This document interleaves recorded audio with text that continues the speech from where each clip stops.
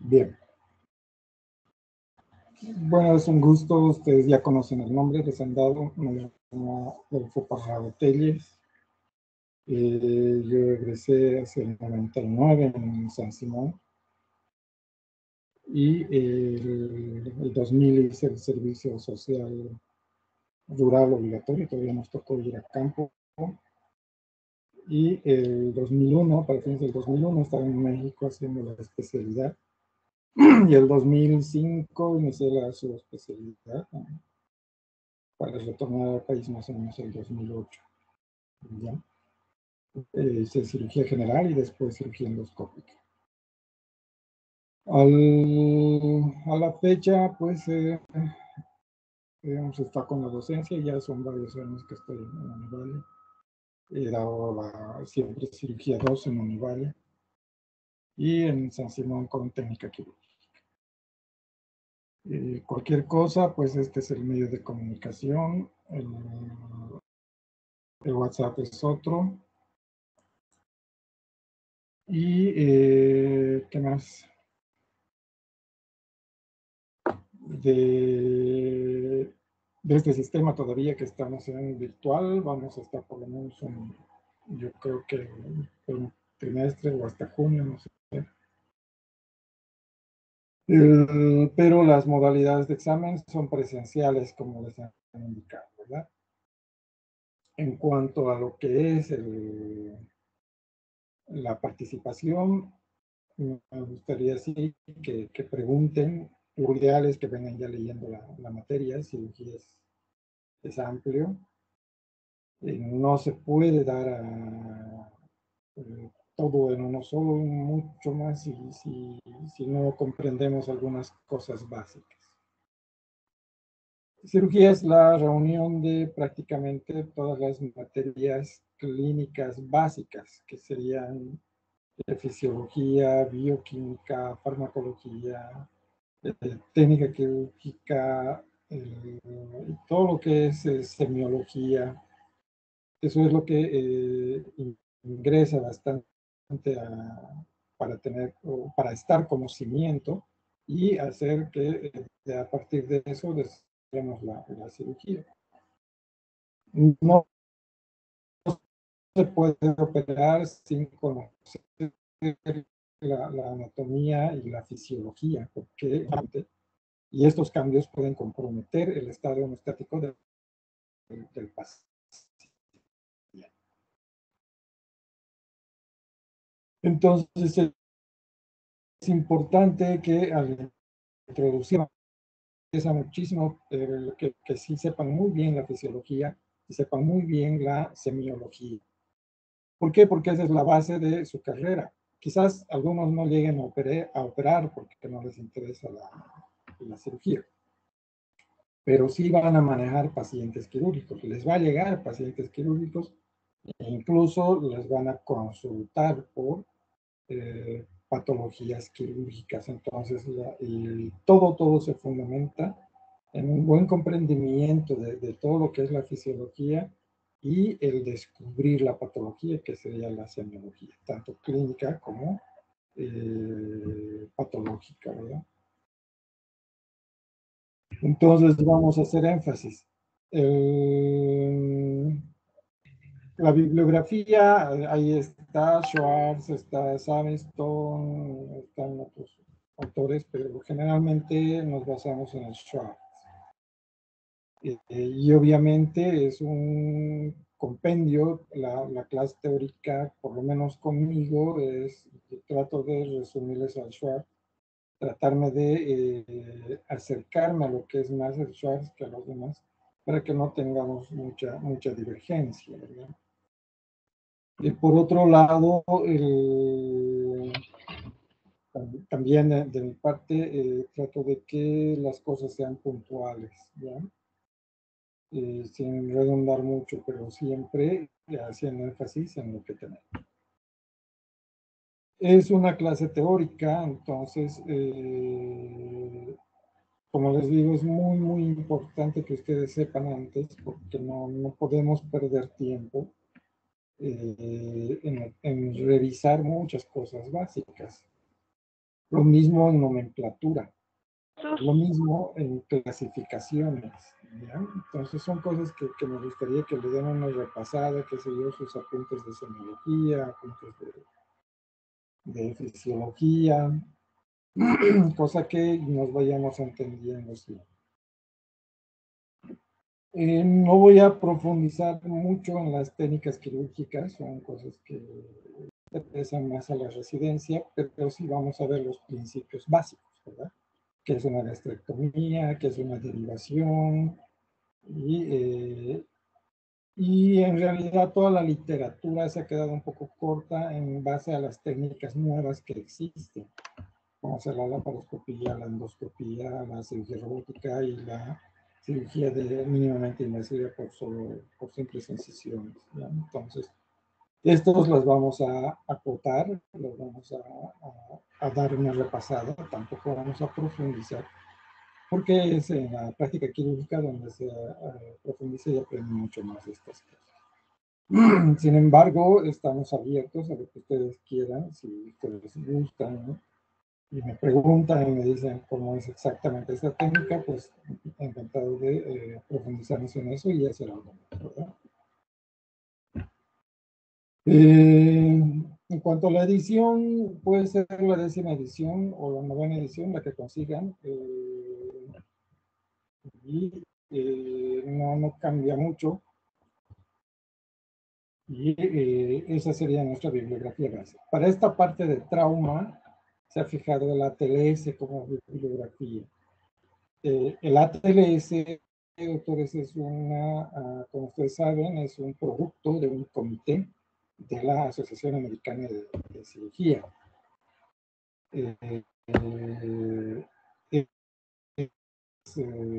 Tiene distribución mundial y la mayoría de las pautas están vigentes. Sin embargo, como tal, es un derecho registrado de autor, entonces no podemos darlos así libremente. Para esto hemos bajado un poco, estamos prácticamente en la 10ª edición de la TLS. Ha cambiado mucho en cuanto a la 9ª edición, pero en la forma de enseñanza, los principios básicos siguen siendo los mismos. Y es por eso que me atrevo a darles las diapositivas del curso en sí, también añadiendo algunas cosas para que sea de fácil comprensión. ¿Por qué hago esto? ¿No? Porque ya he visto hasta en YouTube que hay esas presentaciones y todo eso, pero no hay la última actualización, que sería de la 10ª, que es totalmente distinta. Pero en el modo de enseñar hay algunos cambios que sí los vamos a ver. En cuanto a lo que es las clases, son en este horario, creo que es hasta las 21:15. Por vía virtual se avanza más rápido. Generalmente yo soy de la pizarra, me gusta más dibujar porque así me hago entender mejor.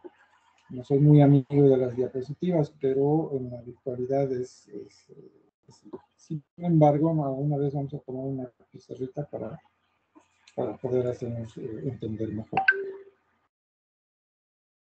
La asistencia, tengo la obligación de controlar la asistencia y la estimación. Es algo que a mí no me gusta porque ya cada uno es responsable, ¿verdad? Civilmente de sus cosas.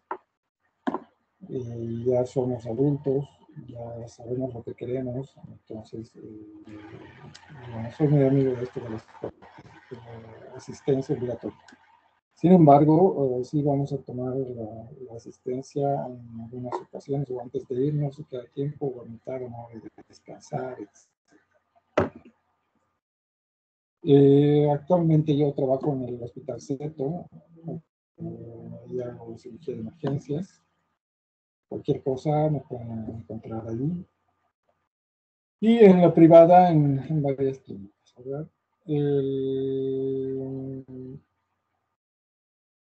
De lo que sea la materia, pues como les digo, nos vamos a ceñir a todo lo que es el programa que ha dado la universidad. Hay algunos saltos que se hacen, pero pues, los vamos a asumir como para no ver mucho el programa que tiene la universidad.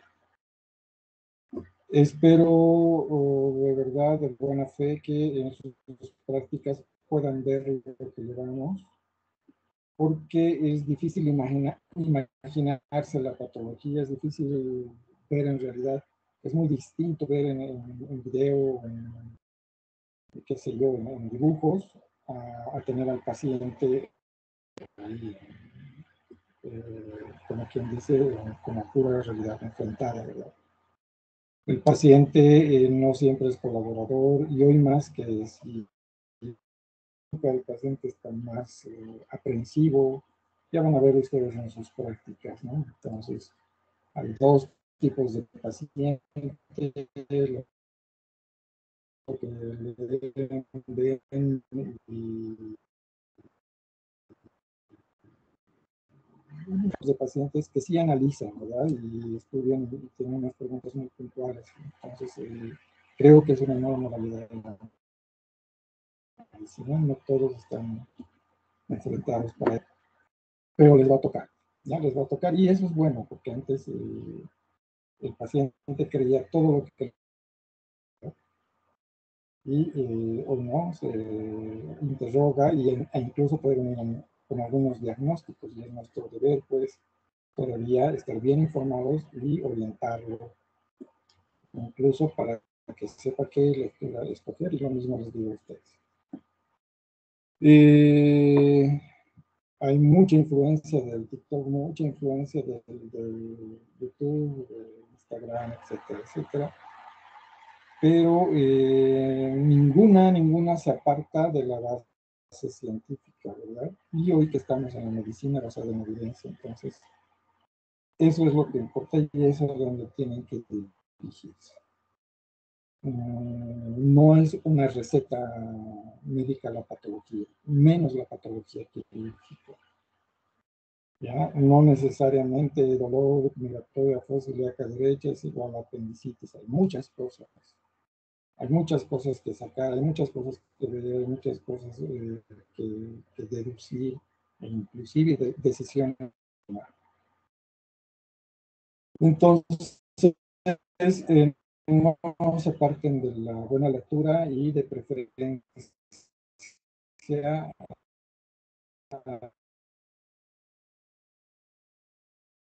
a saber escoger de dónde estudiar.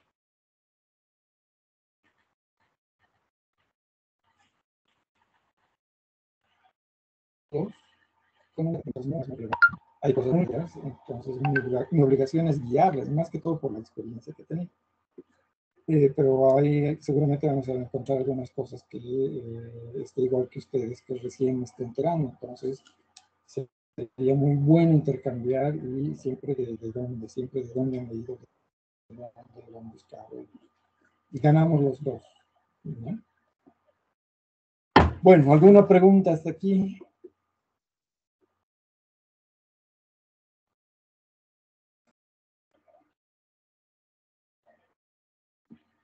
Somos 43.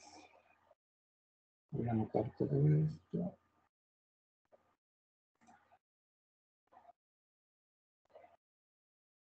¿Algo que desean preguntar?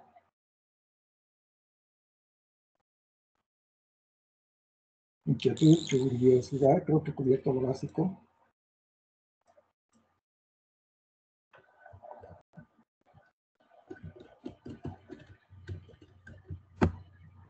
Listo. Creo que no, ¿verdad? Bueno. Pues ya empezamos. Voy a compartir pantalla. Me avisan si se ve.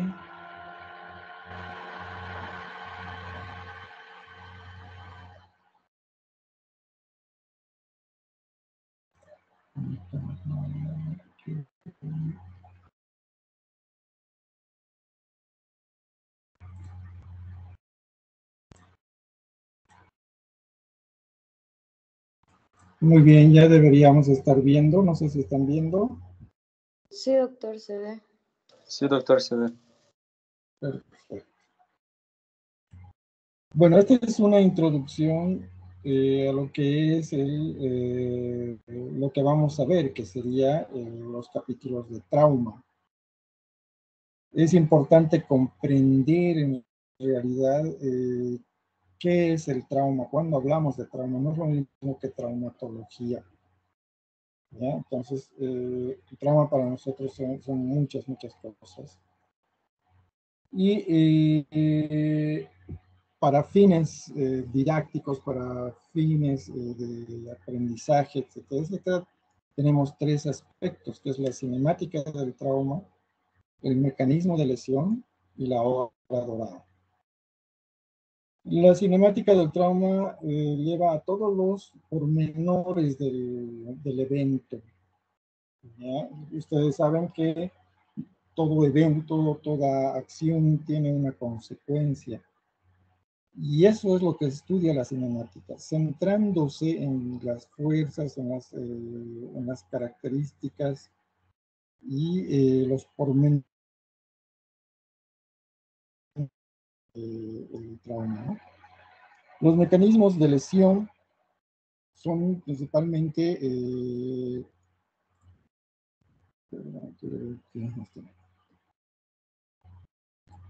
los mecanismos de lesión es la forma en que el organismo se lesiona y qué repercusiones puede traer en los órganos. Y esa es la parte importante nuestra, ya encontrar o tratar de percibir ese mecanismo de lesión, porque esto no nos lo van a contar, no nos lo van a decir, el paciente va a llegar ya con algún mecanismo y es nuestro objetivo encontrar la repercusión que va a producir esta lesión.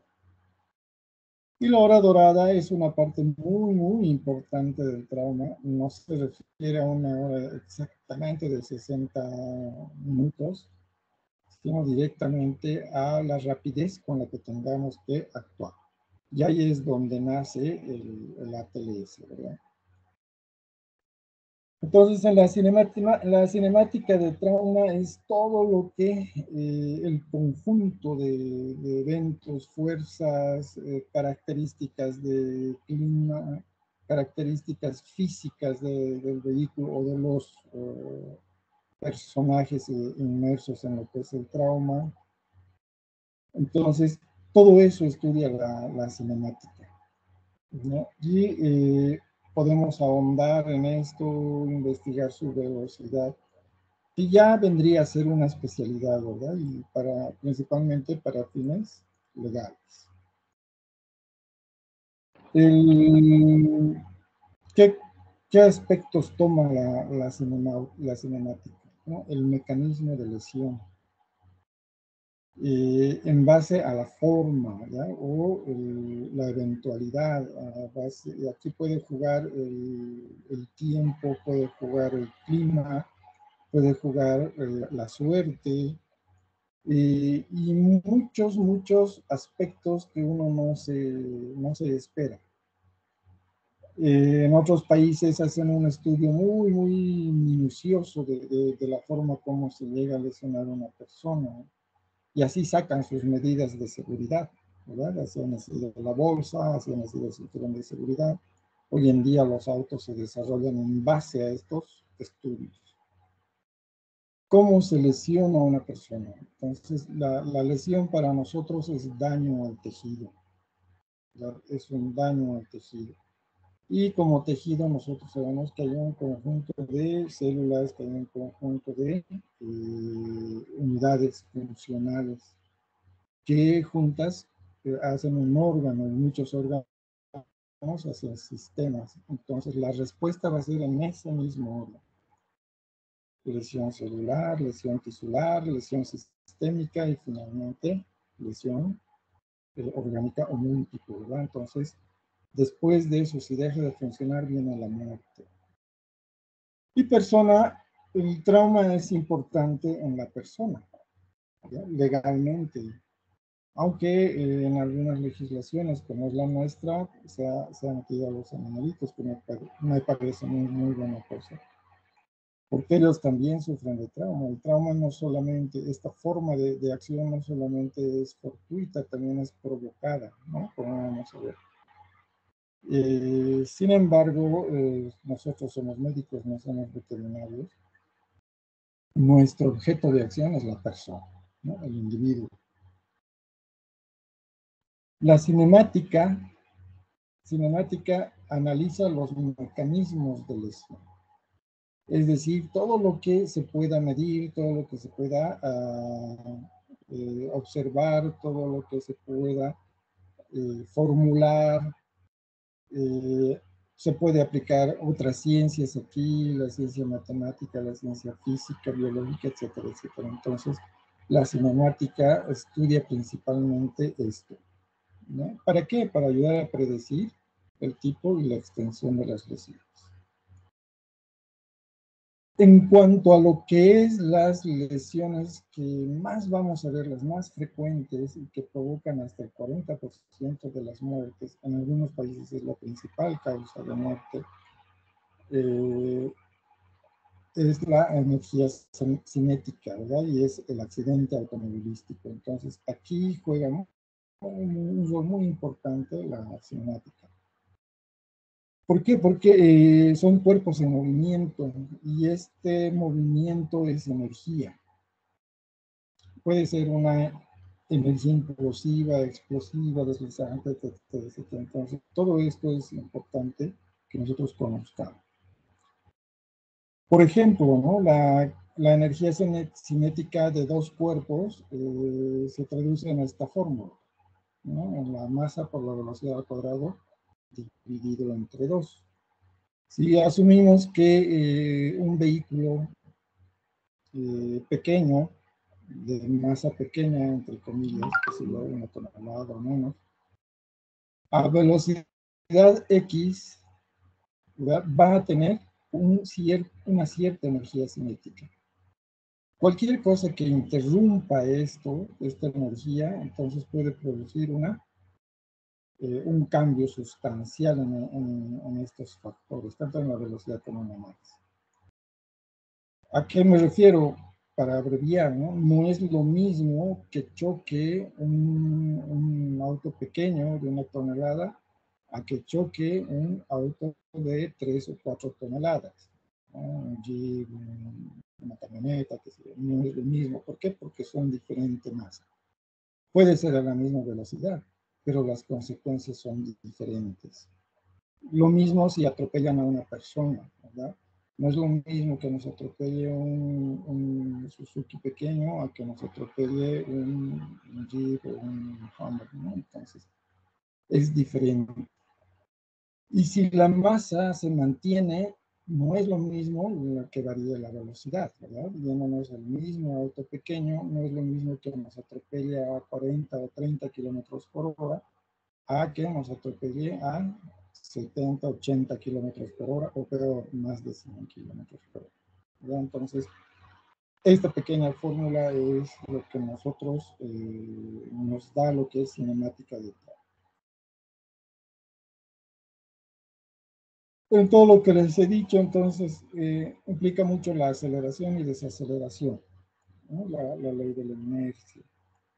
Un cuerpo en reposo se mantiene en reposo y un cuerpo en movimiento se mantiene en movimiento, a menos que actúe sobre una fuerza externa. Si los dos chocan, el de mayor cinemática va a traducir su fuerza al de menor cinemática, ¿verdad? Entonces, ahí se rompe. Por un lado hay desaceleración y por el otro lado se rompe la ley de la inercia. Y todo eso también produce lesión. Llamamos aceleración a la razón a la cual un cuerpo en movimiento aumenta su velocidad. De un punto X, si empieza un desplazamiento, este cuerpo puede ir avanzando. Si hay de por medio una energía que hace eso, puede ser controlada. Y eso se le llama prevenible, ¿ya? Se puede prevenir. Yo puedo prevenir a qué velocidad voy, a qué velocidad debo parar. Y esto se logra cuando el cuerpo en aceleración tiene un motor o un mecanismo para ello. Pero en ocasiones no se puede medir eso, por ejemplo, las caídas libres. Entonces, a mayor recorrido, la aceleración aumenta. Ahí se pierde la masa, eso ya conocemos, ¿no? Entonces, ya depende la distancia. Para nosotros sería la altura. ¿A qué altura nosotros nos lastimamos? Generalmente al doble de nuestra medida. Si uno mide unos 50, la caída a los 3 metros ya produce aceleración y desaceleración. Es decir, que ya puede tener lesiones. En medicina nada es absoluto, ¿no? Entonces, hay cosas que escapan. Por ejemplo, ustedes conocen la historia de Charlie García, que se tira, creo, de un noveno piso, y no se hizo nada. Hay personas que se tiran del segundo o del tercer piso y si terminan con lesiones severas, secuelas o incluso no. Para esto no hay una ley de la aceleración que podamos manejar. ¿Ya? Esto es absoluto. Entonces, toda caída mayor al doble de su tamaño nos debe alertar. Un bebé que mide 50 se ha caído ya de 1 metro, es probable que se lesione, ¿no? Y una persona adulta se ha caído ya del segundo o del tercer piso, lo más probable es que también tenga lesión. La desaceleración es el efecto contrario, ¿no? La razón a la cual un cuerpo en movimiento disminuye su velocidad. Esto puede ser de acuerdo o en relación a la fuerza ejercida. Eso quiere decir con qué velocidad se impacta contra un objeto fijo, contra un objeto en movimiento o un objeto de superficie variable. En el ejemplo, una caída no es lo mismo que caigamos al agua o caer a un montículo de arena o caer sobre el pavimento o asfalto. No es lo mismo caer al agua de 10 metros que de 2 o 3 metros, ¿no? Ahí la desaceleración es diferente. Tiene mucha relación con la fuerza ejercida al contrario, ¿no? Entonces, de resistencia. Y todo eso nos debe alertar a nosotros para medir más o menos qué cosas podemos entender de eso. Bueno, este es un video donde ya conocen todos, es un auto y se atraviesa el camión y obviamente la energía es grande, ¿verdad? Entonces, por eso se dice que se crea, ¿no? Ni se destruyen, solo se transforman. Para nosotros, todo puede dañar al cuerpo humano, ¿no? Y en esto, si hablamos de energía, puede ser mecánica, la más frecuente, les decía, accidentes automovilísticos. Puede haber otras formas de energía, la pelea, por ejemplo, la agresión por terceras personas. Puede ser también las lesiones provocadas o autoprovocadas o infligidas o autoinfligidas, se ocupen o no armas en él, etcétera, etcétera. Otra forma de energía es la térmica, la más frecuente son las quemaduras, el grupo más vulnerable son los niños. La eléctrica, nuevamente vemos las quemaduras por electricidad, esta vez el grupo vulnerable no son los niños, sino más bien los adultos, y dentro de los adultos jóvenes, ¿verdad? Los laborales. Y la energía química que generalmente es de tendencia autoinfligida, pero también hay accidentes en otros países, la energía radioactiva, etcétera, etcétera. Todo esto nos lleva a la forma de energía que nos va a dañar, ¿verdad? Y sí nos va a alterar. Entonces, si nos vamos a la energía mecánica, vamos a ver que las colisiones vehiculares son las que más frecuentemente se ven. Dentro de estas, la vehicular. La vehicular entre desde bicicleta hasta camiones, patinetas, etcétera, etcétera. Esta colisión entre vehículos puede ser frontal lateral, como vamos a ver más adelante, o simplemente contra objeto fijo. La colisión corporal generalmente son los atropellamientos e incluso en vehículos en grandes aceleración, el cuerpo también se colisiona con las cosas mecánicas, ¿verdad? Con el vehículo en este caso. Y la colisión orgánica, el órgano contra el cuerpo, contra los huesos, contra la pared torácica. Entonces son los tres impactos que hay en una colisión vehicular. El vehículo se daña, el cuerpo se daña y un órgano va a estar lesionado. ¿Nos interesan los tres? Por supuesto que nos interesan los tres. ¿No? Nos interesan los tres. Si es contra un objeto fijo, observen la dirección. Entonces, ¿qué nos interesa de esta forma de trauma? Que el vehículo tenga una velocidad X, ¿verdad? Por el daño que se ve, entonces sí hay velocidad, se considera mayor a 60 kilómetros o 50 millas para tener un efecto ya más, para producir lesiones en el ocupante, ¿no? Sin embargo, como les digo, la cinemática es muy, muy importante. En este objeto fijo, esto se dobla. Ya se dobla. ¿Por qué? Por la desaceleración. Entonces, esto nos interesa conocer. Si nos traen un paciente herido, ¿qué voy a preguntar? ¿Cómo quedó el auto? ¿No? Si alguien ha visto, entonces a qué velocidad iba, dónde iba. Y si nadie ha visto, entonces tenemos que saber dónde lo recogió. Si nos dicen la plaza, bueno, sabemos que no estaba corriendo mucho, pero si nos dicen la Blanco Galindo, sí estaba corriendo. Entonces, todo eso nos interesa. ¿Para qué? Para ver si hay algún daño en el ocupante. Entonces, el cuerpo, la lesión corporal, se produce contra la colisión al interior del vehículo. Si es el piloto, entonces la lesión directa es con el volante, ¿verdad? Y si hay gran desaceleración, también la cabeza con el parabrisas, las rodillas, etcétera, etcétera. Eso en un choque frontal.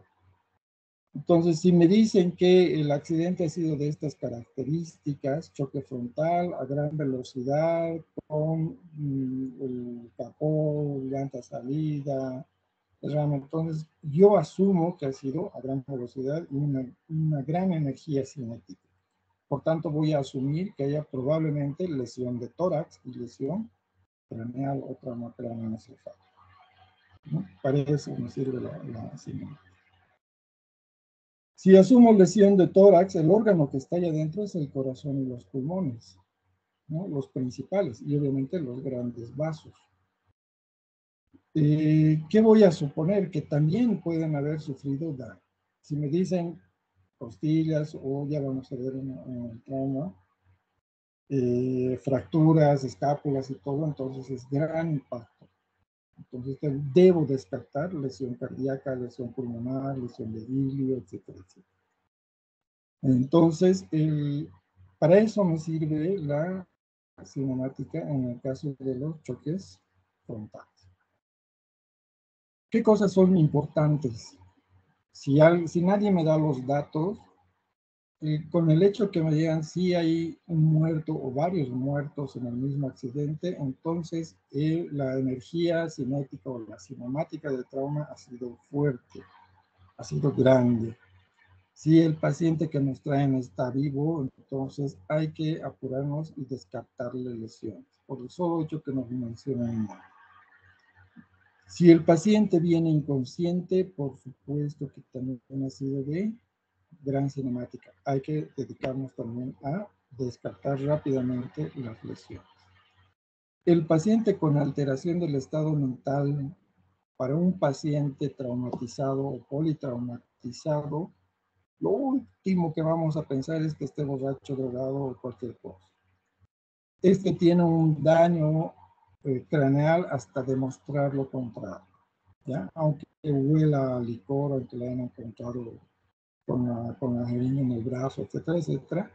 Este está mal de la cabeza con hipoxia o algún trauma craneoencefálico hasta no demostrar lo contrario. ¿Por qué? Por la cinemática de trauma. ¿Ya? Si me dicen que el auto ha colisionado frontalmente a gran velocidad, es que tiene algo ahí hasta que yo lo... No solamente es contra objeto fijo, ¿verdad?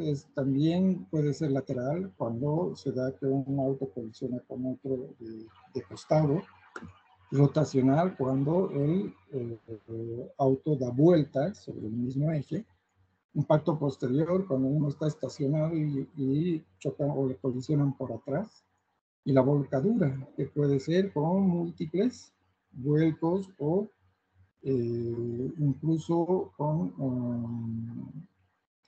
con variaciones en los ejes de la cinemática de trauma.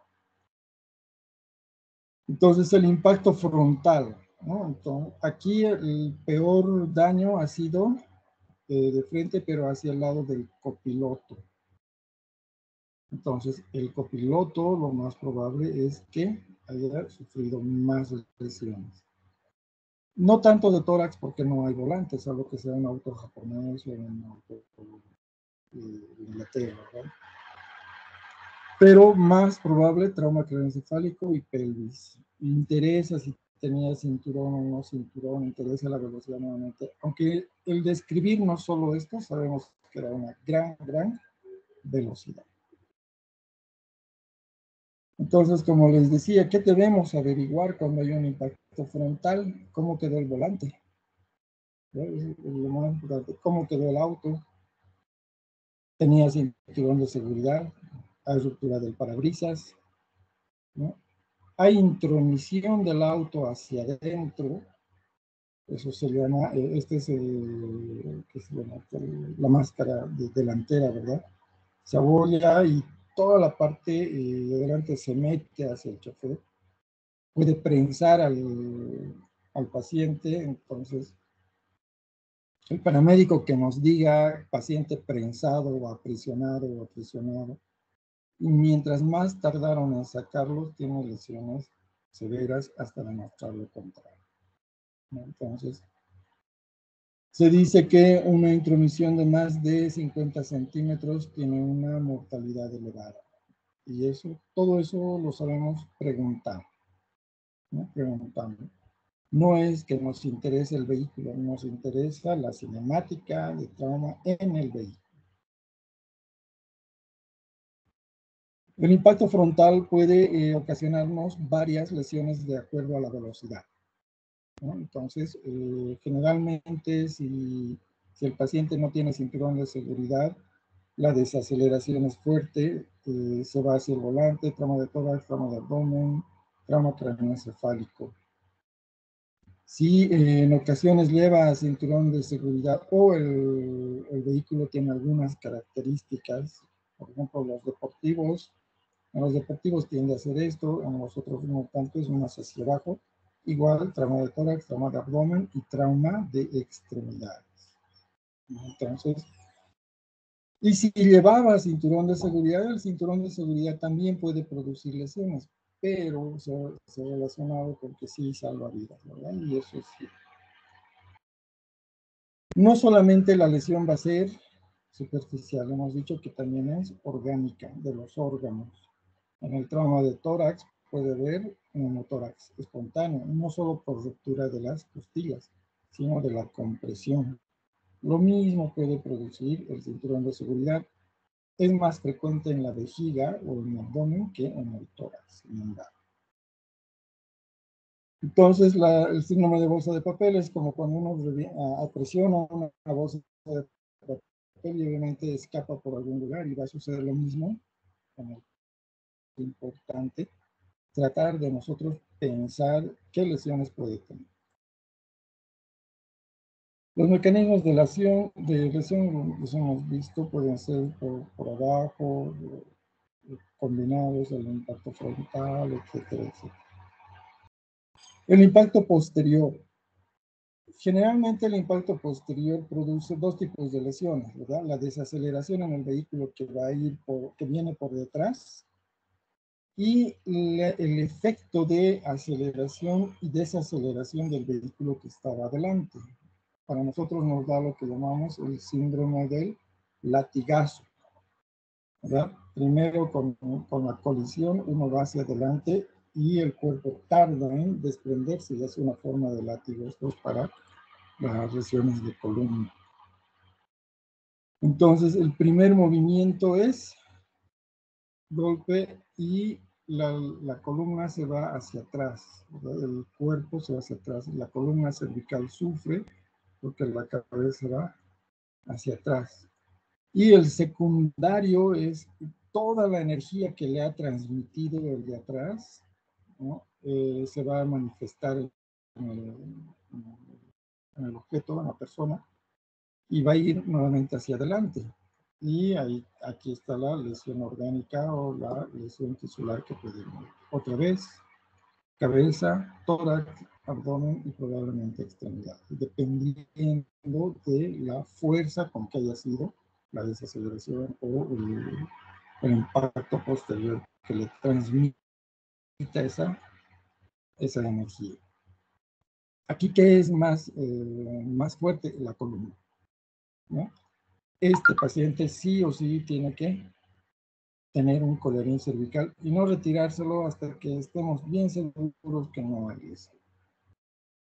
Y hay otras características, a veces hay solo lesión medular, no hay fracturas, y es realmente un reto descubrir lesiones en estos pacientes.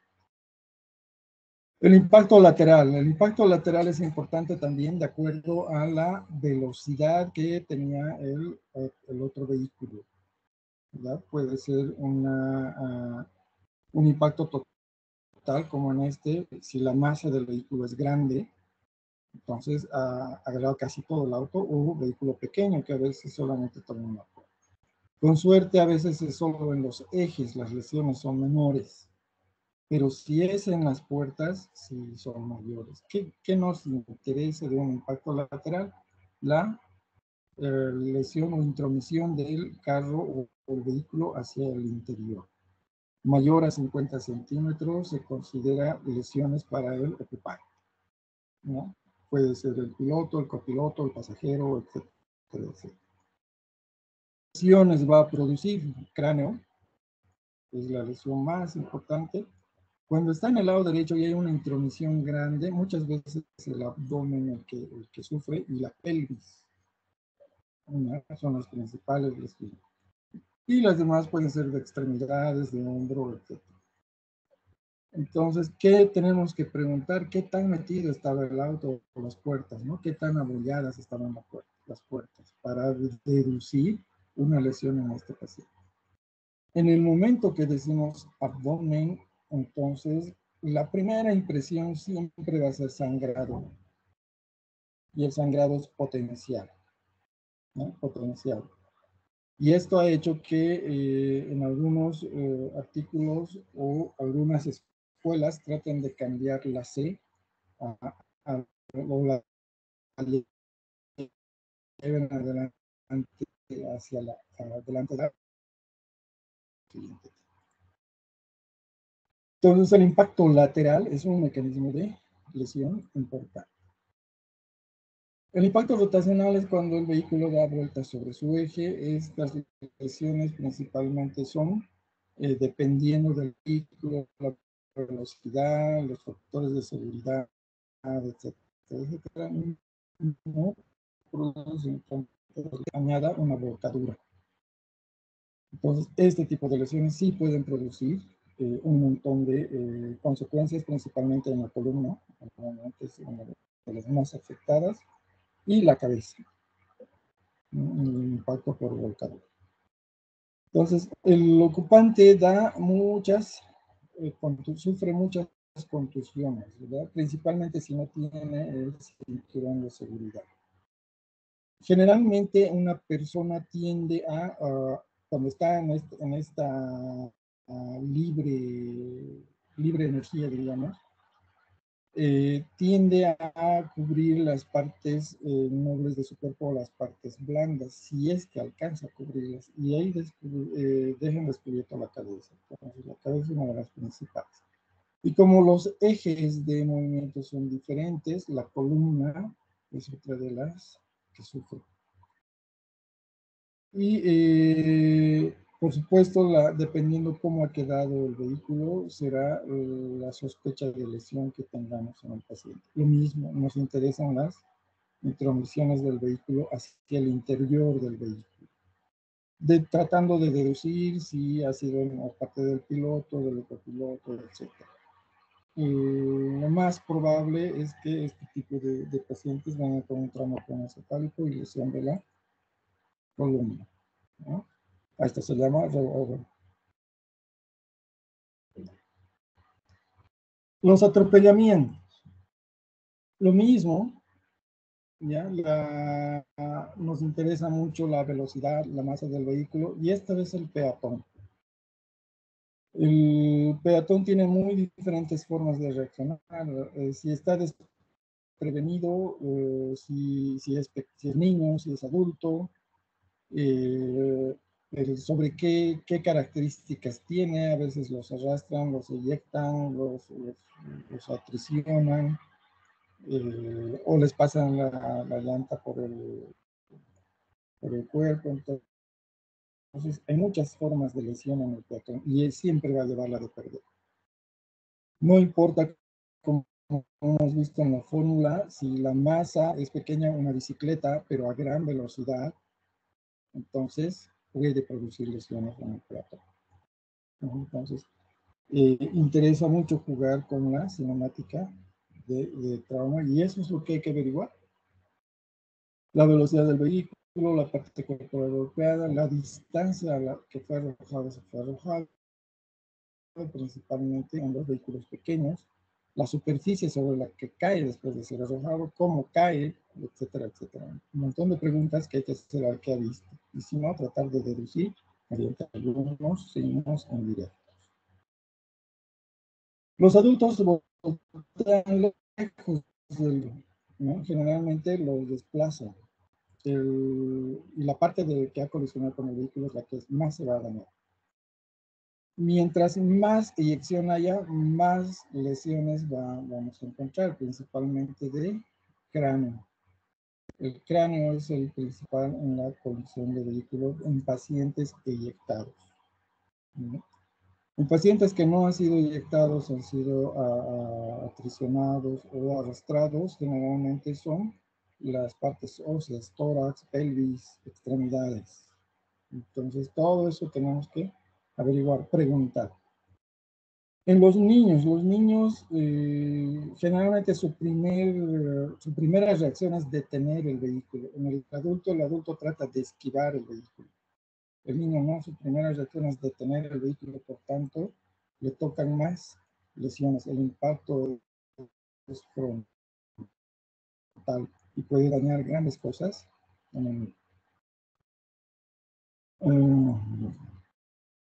Entonces, ¿qué puede ser? Si es a baja velocidad, puede ser extremidades, y el paciente casi tiende a esquivar, ¿verdad? Tiende a esquivar. A veces alcanza a saltar, es eyectado aquí y recién cae. Mayor velocidad, este impacto lo va a eyectar, lo va a arrojar lejos, y ahí hay que ver cómo cae. Entonces, si cae de cabeza, generalmente es la cabeza lo que se golpea. Entonces, la lesión más importante a descartar es el trauma craneoencefálico. Si el adulto está lejos del vehículo, entonces ha sido eyectado. Si está en pavimento, lo más probable, trauma craneoencefálico. Y lo demás, hay que ir buscando. El niño no, el niño detiene el vehículo, ¿no? Entonces, la cinemática es total. Entonces, aunque él no haya sido eyectado, va a recibir toda la energía, mientras más velocidad, y le va a tocar la peor parte, ¿no? Entonces, y él sí puede sufrir no solamente algo especial como el adulto, puede ser el cráneo, puede ser tórax, puede ser abdomen, extremidades, todo es potencial en él, ¿no? Todo. Entonces, lo más importante es el paciente a pie, y dentro de los pacientes a pie, también. Causas de lesiones ocultas, digamos, sobre esto del cinturón de seguridad, ¿no? Que aquí hay, en otros países hay algunas formas de colocarse el cinturón. La que más conocemos es el cinturón que va desde los hombros a la cintura y toda la cintura. ¿no? Entonces sí pueden producir lesiones y hay que averiguar si tenía cinturón, ¿no? ¿De qué tipo? Solamente como en la parte de atrás, solamente para la cintura, o hombro y cintura. Y otra cosa importante hoy en día, las bolsas de aire, ¿no? Preguntar si las bolsas estaban reventadas, en quiénes, qué tipo de bolsas, etcétera, etcétera, ¿no? Ahora hay laterales, posteriores. Precisamente en base a eso sacan los sistemas de seguridad. Pueden producir lesiones. Pueden producir lesiones. Las colisiones con motocicleta son casi muy similares a las de peatón. Sin embargo, hay que tener en cuenta que generalmente son dos masas que se vienen con ellos, ¿verdad? La velocidad de la moto, la masa de la moto, las características del impacto, puede ser frontal, lateral, por alcance, etcétera, etcétera, o simplemente atrición. Muchas veces no hay sistemas de seguridad y sufren quemaduras, además de las fracturas, etcétera. Entonces, la motocicleta siempre lleva la de perder también contra un vehículo. En este caso, las dos fuerzas de acción son importantes, ¿verdad? La velocidad del vehículo y la velocidad de la motocicleta. Y algo importante que ver a veces es que la moto no golpea al vehículo, solamente basta un mínimo contacto para que derrape y caiga y dé vueltas. Entonces la lesión se realiza por atrición, contusión, raspadura, quemadura de la moto y aplastamiento. Entonces todo se confusiona. Entonces todo eso tenemos que averiguar para nosotros tratar de ver qué daño tiene este paciente. Estos son hoy en día, antes no se los tomaba en cuenta, hoy en día sí, estos son múltiples lesiones. ¿Por qué? Por las características del vehículo. La mayoría de las lesiones por esto son por aplastamiento, ¿no? Sea lateral o sea frontal. Lo que hace el vehículo tiene un fácil movimiento en los ejes, entonces su vuelco no es como el de los autos que puede incluso hacer un salto. Este no, va y se da la vuelta sobre el mismo eje y muchas veces atriciona el cuerpo. Entonces, la mayoría de las lesiones de estas son por aplastamiento y dependiendo del lugar que haya aplastado. En cuanto a lo que es los otros tipos de mecanismo de lesión, están las caídas. Hay que ver la distancia, para nosotros la altura, si es de un edificio, si es de de una montaña, etcétera, etcétera. ¿Por qué? Porque como hemos indicado, la superficie puede no ser la misma, ¿verdad? En la caída de un edificio, la caída es vertical. En la caída en una montaña, la caída es por fases. Entonces hay contusiones, hay diferentes formas de caer. Las caídas de edificios en construcción semejan más o menos a las de las montañas. Si hay escombros, no hay escombros, hay mecanismos de seguridad, alarmas, etcétera, etcétera. Entonces, todo eso interesa en el momento de la caída. La caída libre se llama cuando no hay nada que retenga su aceleración. Los otros tipos de caída dependen mucho de la superficie. Primero, en el lugar de caída y segundo, a dónde va a caer. Ya hemos indicado, no es lo mismo caer en arena, en agua, que sobre asfalto rígido o pavimento. La parte corporal inicialmente golpeada es la que más sufre. Y generalmente depende del tipo de caída, que es lo que nosotros tenemos. Si cayó de pie, sufre la columna y sufre las extremidades, principalmente la pelvis, ¿no? Entonces puede haber una ruptura de la cabeza de fémur, intromisión a todo lo que es el hueso coxal y aplastamiento de las vértebras. Entonces, esto puede producir lesiones serias, principalmente si es en pelvis y en columna. Hay otras lesiones menores, como las de las rodillas, costillas, las de calcáneo, etcétera, dependiendo de la altura en que haya caído y se cae con los pies. Entonces, estas son las lesiones a descartar. Las lesiones de cabeza, la que golpea, pues obviamente es la cabeza, ¿verdad? Es el trauma craneoencefálico. De aquí, dependiendo de la altura, es muy difícil que el paciente la lleve bien. Entonces, es lo primero que hay que averiguar. ¿Cayó de cabeza? ¿No cayó de cabeza?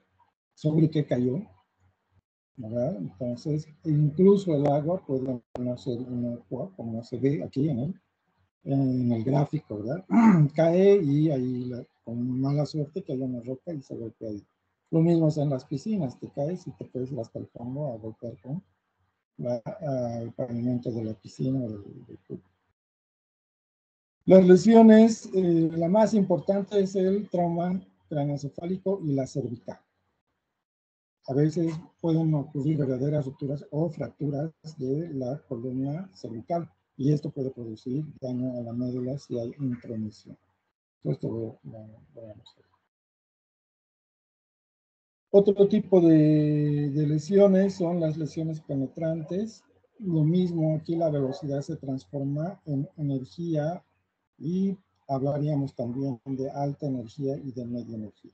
Principalmente si hablamos de lesiones por arma de fuego, ¿no? Que son más lesivas que las lesiones por objeto o punzo cortante o cortante.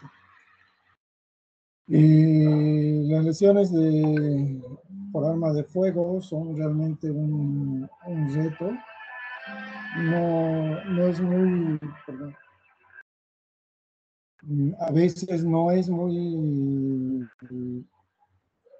muy fácil darse cuenta de la lesión. Pueden haber muchas cosas de por medio. Es toda una ciencia, también se ha separado, no solamente entra la balística, sino también la medicina forense, el GAR, etcétera, etcétera, que hace un verdadero estudio de todos estos. ¿Por qué? Porque interesa el proyectil, interesa la distancia, interesa ¿cómo se llama? Interesa las características del arma, hoy en día hacen modificaciones a las balas, etcétera, etcétera. Entonces, pueden dar muchas lesiones. Las más importantes para nosotros es que sí pueden, mientras sean de mayor energía, pueden lesionar más circunferencia, ¿ya? Esto se llama el efecto del Cadon, o efecto de contrariedad, que producen no solamente la lesión del trayecto, sino a los tejidos circundantes. Obviamente, si es en la extremidad, habrá que tratar de descartar que no sea una lesión vascular, que es más peligrosa que la lesión ósea. Y si es en abdomen o en tórax, los órganos, ¿no? La disipación de la energía es muy importante, como les decía, tratar de ver de qué tipo de arma es. Una 22 sabemos que es un proyectil pequeño, y una 9 milímetros, sabemos que ya es un proyectil grande. Peor si es una escopeta, etcétera, un arma de repetición, etcétera, etcétera. ¿Para qué? Para darnos cuenta el daño que puede haber. No es lo mismo a corta distancia que a larga distancia. Todo esto para nosotros nos ayuda para el diagnóstico. Otro tipo de lesiones son las lesiones por explosión. A esto se llama deflagración, porque no solamente va a ocasionar quemaduras si uno está cerca al objeto que explota, ¿no? Sino también va a producir eyección. La eyección va a producir caída, lo mismo que en los atropellados y eyectados. Y lo más importante, a veces hay proyectiles secundarios. Entonces, todo esto es importante para nosotros. Un objeto frecuente que explosiona son las garrafas de gas. Entonces, generalmente pueden ocasionar destrozos entre 5 a 10 metros alrededor, dependiendo de las características de la explosión. Generalmente tienden a subir, entonces el paciente tiene que estar cerca del objeto para realmente dañarse, ¿no? Y va a sufrir quemaduras, va a sufrir, las quemaduras pueden ser severas, y obviamente el otro tipo de lesiones. Es la más común, pero también hay las por terrorismo, ¿verdad? Entonces, cuando hay bombas, cuando hay atentados, entonces esto también puede producir un tipo de lesión. Otro tipo de lesiones, entonces, son las que, bueno, las de vehículos, las de pasajeros, las de vehículos piloteando objetos menores, como ser bicicletas, motocicletas, patinetas. Hoy en día están de moda las patinetas a motor. En algunos países están haciendo normativas para esto porque se ha vuelto un medio de transporte público. Hay mucha gente que va al trabajo con eso. Países que, muy pocos países han desarrollado un mecanismo de ayudar o de proteger a sus peatones, a sus ciclistas. Y estos vehículos de patinetas han logrado tomar lo que está destinado a las bicicletas, entonces sí hay accidentes, hay atropellamientos, etcétera, etcétera. Entonces, y no hay nada en la norma legal, entonces ellos sí están trabajando, nosotros apenas está entrando, pero ha aumentado el tipo de lesiones en otros tipos de vehículos. ¿Qué es importante para nosotros? Entonces, la cinemática del vehículo, no solamente cómo nos llega, sino qué características hay en el lugar del accidente, ¿no? Si ha sido eyectado del vehículo, si hay muerto en el lugar del accidente, obviamente el muerto está dentro del vehículo, puede ser el piloto, el copiloto, el pasajero. Les decía, si ha habido tardanza en sacarlo, si el paciente ha sido intricado o atrisionado ahí entre los sujetos, también hay lesiones mayores, las volcaduras, muchas lesiones. Y obviamente ni qué decir de la velocidad, ¿verdad? El vehículo a alta velocidad siempre produce lesiones, no hay más. ¿No? Está traducido después de las millas, más de 60 para nosotros ya es lesión. Deformidad del vehículo, principalmente la intrusión mayor a 50 en el lateral, por una en el frontal y la intrusión hacia los pasajeros en los laterales a 30 centímetros. Y las características del choque, ¿verdad? Si ha sido en los ejes, si ha sido en las puertas, si ha sido al lado del copiloto exactamente, si ha sido al lado del piloto exactamente, o atrás, etcétera, etcétera. Las lesiones, auto, peón, bicicleta,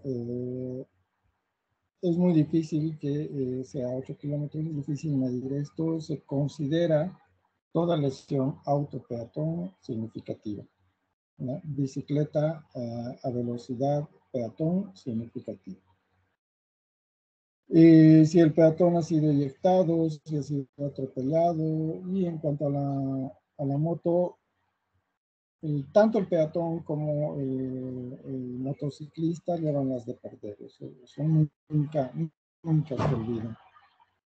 ¿Ya? No podemos dejar pasar lesiones por alto, entonces siempre hay que tomarlas con gravedad.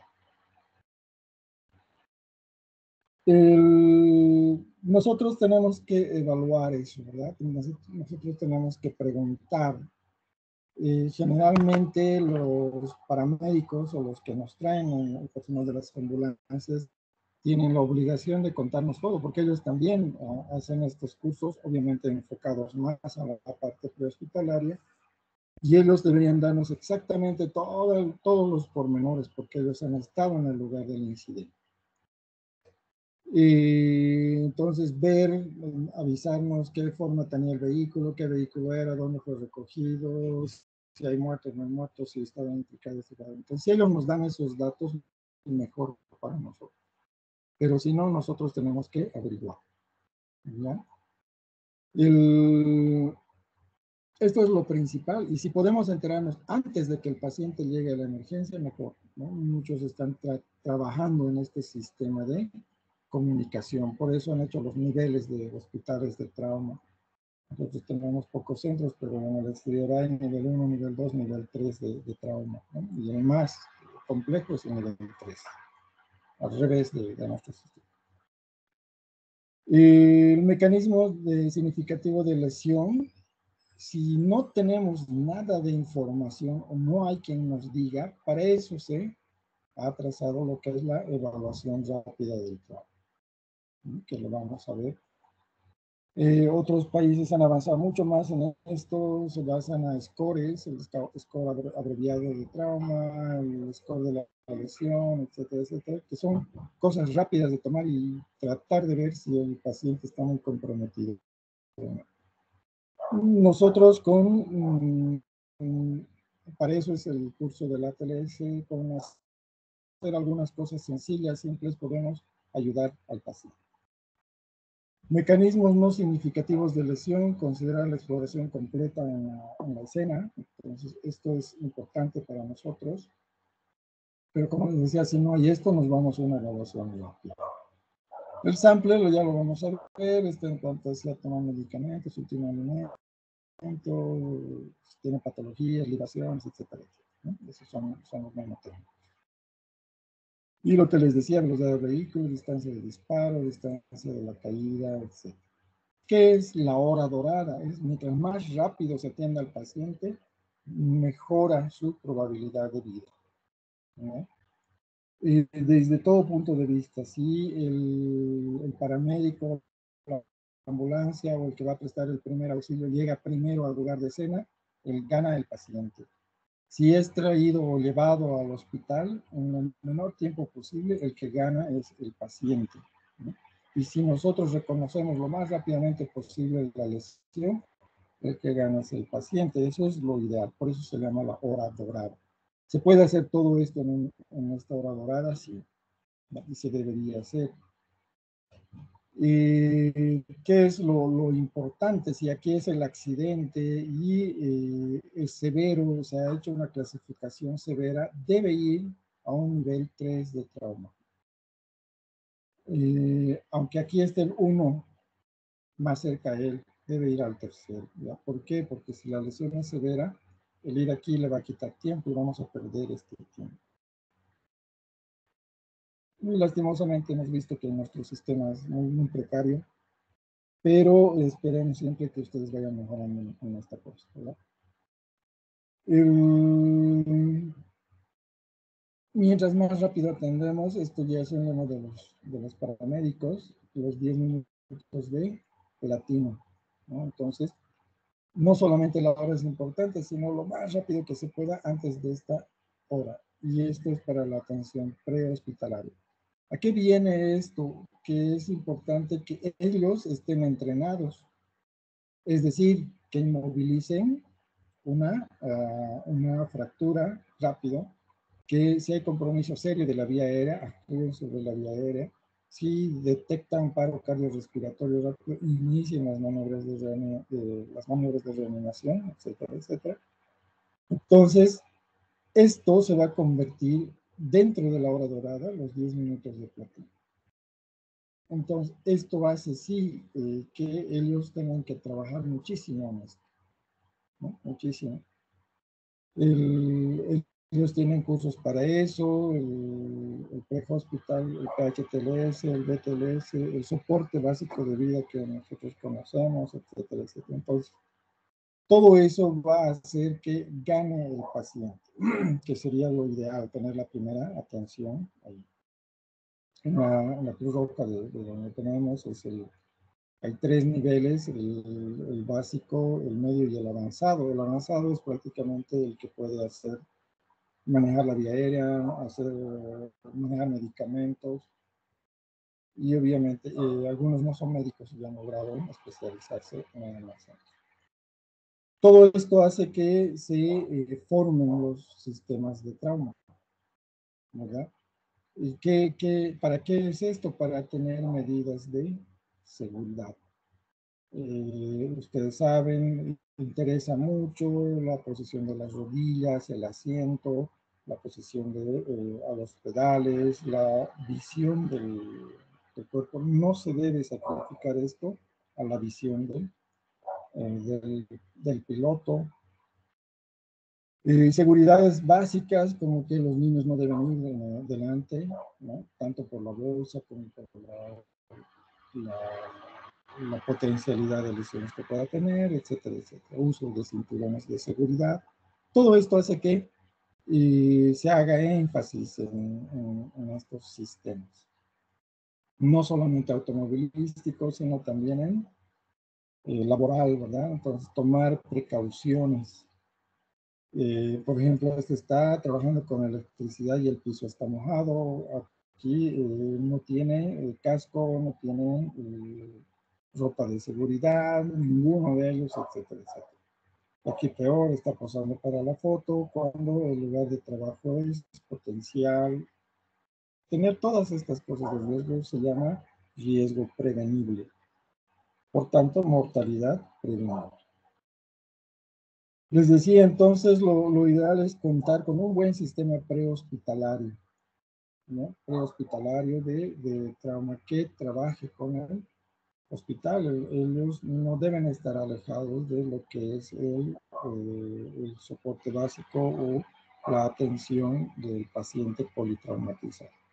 Mientras más avanzados sean ellos, el que gana es el paciente, ¿ya? Y no interesa tanto pues el dinero, ¿no? Lo que hacen aquí es donde el hospital que les paga mejor, ahí es donde llevan al paciente, no importa que sea desde la tranca de Pautani hasta el centro de la ciudad, pueden no quedarse en otros centros, ¿no?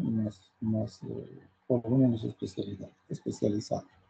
Y si está muy grave, no dejarlo más bien porque ya puede por ahí, sino traerlos recién aquí al centro, porque donde más le van a ofrecer es en un hospital totalmente acomodado. Entonces, para eso son los sistemas de trauma.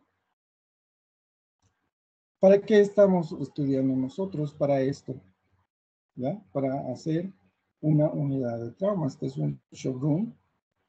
El shock room de hospital. Bueno, cuando yo estaba allí, dice que ahora ha cambiado muchísimo.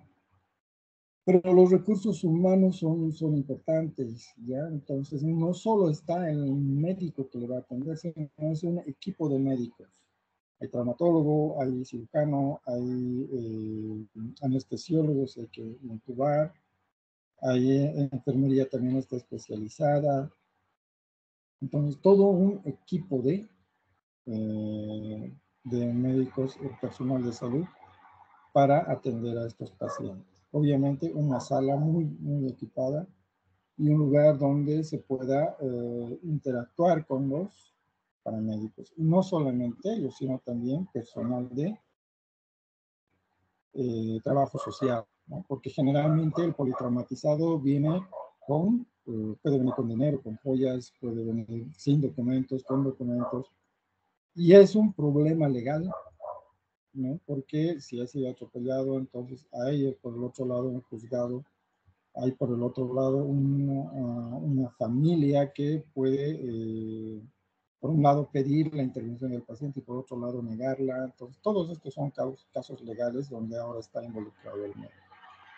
No se olviden, por ejemplo, la transfusión de sangre es prohibida para algunas religiones, y para nosotros sabemos que eso le puede salvar la vida, etcétera, etcétera. Entonces, es necesario un personal que no sea de salud en este caso. Él va a registrar cómo viene, con qué viene, cuánto viene, si está consciente, está consciente, tenía tanto de joyas, etcétera, etcétera. Y él va a llamar a la familia, si hay teléfono, entonces un recurso humano más. Todo hace que la estructura física, la administración y organización funcione bien para el paciente.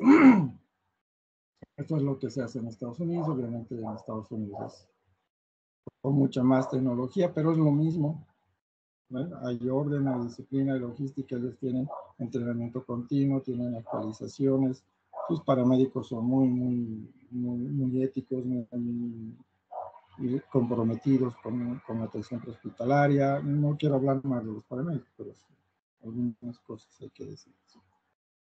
Y el que gana siempre va a ser el paciente, ¿no? Todos están alrededor del paciente. Se dice que es un desorden organizado, no hay diferencia en ninguno de los países aunque algunos no adopten el ATLS, no adopten el FCSMA, tienen sus propios mecanismos, pero todos giran alrededor del paciente. Todos hacemos lo mismo. No hay mucha diferencia. Entonces no hay mucha diferencia. Aquí la residente está preparándose para hacer un lavado peritoneal diagnóstico. Aquí hay una que se está encargando de la vía aérea y este está haciendo la revisión, ¿verdad? Que es lo mismo que se hace en Estados Unidos, aunque esto es de vía. Esto es lo ideal, que se lleven bien todos ellos. Tú no es el técnico de las unidades de emergencia, o sea, los paramédicos, enfermería, mientras más capacitados estén, mucho mejor, y el personal médico. Entonces, el conversar entre los tres, el que gana es el paciente. ¿Alguna pregunta?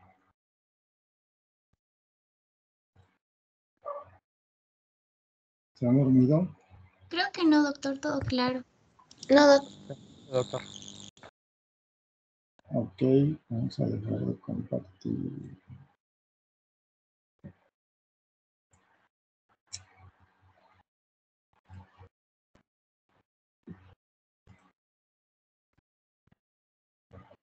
Esta solamente ha sido la introducción de lo que es su trauma, lo que vamos a ver en la siguiente clase, que es la evaluación primaria. ¿Ya? Entonces, lo que sí nos conviene ver a esto es nada más repasar. Si pueden conseguir el ATLS, la 9ª edición sería bueno. La 10ª, si la pueden conseguir mejor, pero hay muchos cambios en la 10ª. Sin embargo, llevamos lo mismo. Ya la 8ª, la 7ª ya no son recomendables. Ahí sí varía muchísimo. Por lo menos la 9ª, ¿ya? ¿Qué más? ¿Algún aspecto más? ¿Algo que decir, reforzar?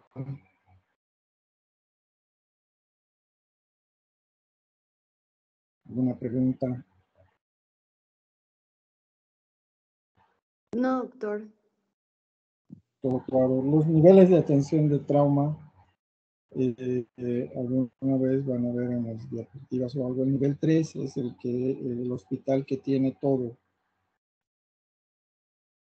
Con todo me refiero a que no solamente en infraestructura y equipamiento, ¿no? Sino tiene neurocirujano, tiene plástico, tiene intensivistas, tiene de todo. Entonces, ese es un nivel 3 en trauma. Un nivel 1 es un básico, donde generalmente hay un equipo médico que lo recibe, pero no hay especialistas o están al llamado. Entonces, no es un nivel 3.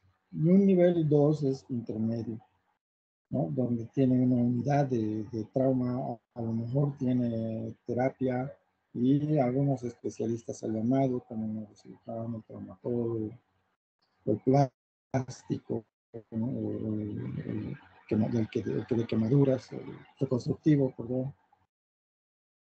Entonces, el nivel 2 tiene esas características. Si está muy organizado ese centro, entonces sí se puede llevar ahí, pero es muy difícil conseguir eso. Y el nivel 3, en nuestro medio, es el que conocemos, es el Hospital Vierna, con las carencias que tiene, pero es un nivel de trauma 3. Sus médicos están ahí a permanencia, tienen terapia intensiva. Lo que no tienen es el helipuerto, pero felizmente nuestras distancias no son grandes. Y hasta donde sé que recursos también tienen, ¿no? Por lo menos los básicos. Para el soporte básico no se necesita gran cosa. Y como vamos a ver, por lo menos que a nuestros temas nos compete, son maniobras sencillas donde se puede estabilizar al paciente. Y yo diría que los demás son nivel 1, ¿no? Porque generalmente si hay médicos que están llamados, la mayoría. esta hora dorada se rompe totalmente. No hay, peor los 10 minutos de platino. El paciente que llega a un centro es recibido, si bien es recibido por un equipo médico, no tiene un lugar adecuado para el trauma y en ocasiones la mayoría de sus médicos son a llamar, ¿verdad? Entonces, y esto hace que se pierda mucho tiempo. Felizmente, las particularidades de la ciudad no son muy agresivas tampoco. Muy rara vez un auto que llegue a más de los 100 kilómetros dentro de la ciudad. Muy difícil. Además que nuestro índice de violencia en cuanto a uso de arma letal, saña, dolo, etcétera, etcétera, no es tan grande como otros lugares. Entonces, no hay elementos terroristas, no hay enfrentamientos armados a diario, entonces nuestra vida es tranquila, felizmente, y a lo mejor esto ha hecho que no desarrollemos nuestros sistemas de trauma. Pero no hace o no quiere decir que ustedes no estén preparados para eso, ¿no? Entonces, este tema es solamente introducción, un pantallazo de lo que hacemos en la reanimación primaria, por qué hacemos todo eso. Y se ha generalizado, ¿verdad? El ATLS se ha vuelto mundial precisamente porque adopta conductas regladas sin cambiarlas, protocolos, por decir, que funcionan. ¿Ya? Sí funcionan, si no, no muchos lo habrían adoptado. Entonces, sí funcionan y sí se puede hacer muchas cosas con esto, y no solamente en el centro hospitalario, a lo mejor en otros lugares más. Bien, doctores. Entonces, lista aquí.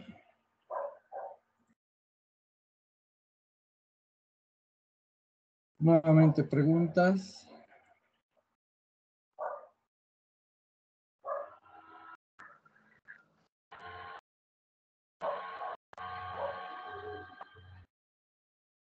¿Alguna pregunta doctor. más?